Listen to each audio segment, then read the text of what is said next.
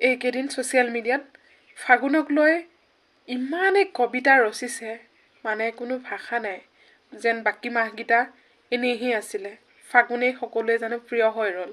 আচলতে কাৰ কাৰণে ফাগুন প্ৰিয় ফাগুন প্ৰিয় হৈছে ধনী মানুহৰ কাৰণে কাৰণ তেওঁলোকে এচি ৰুমত সোমাই এচি গাড়ীত ফুৰি ধূলিৰ মাকতি আৰু ধূলিৰ যি গোন্ধ চৰ্দি পানী লগা চকুৰ ৰোগ এইসমূহ তেওঁলোকৰ হোৱা নাই কাৰণ তেওঁলোকে বতাহ পোৱা নাই তেওঁলোকৰ ধূলি মাকতি কোনো হাৱা সোমোৱা নাই সেইকাৰণে তেওঁলোকৰ প্ৰিয় আমাৰ কাৰণে ফাগুন অপ্ৰিয় এইকাৰণেই অপ্ৰিয়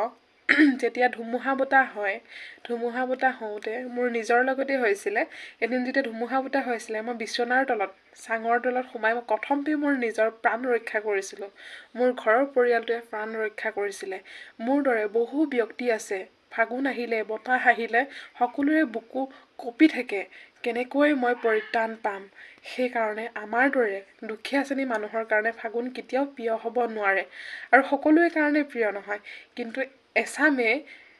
বাকী মাহকেইটা বাদ দি অকল ফাগুনকে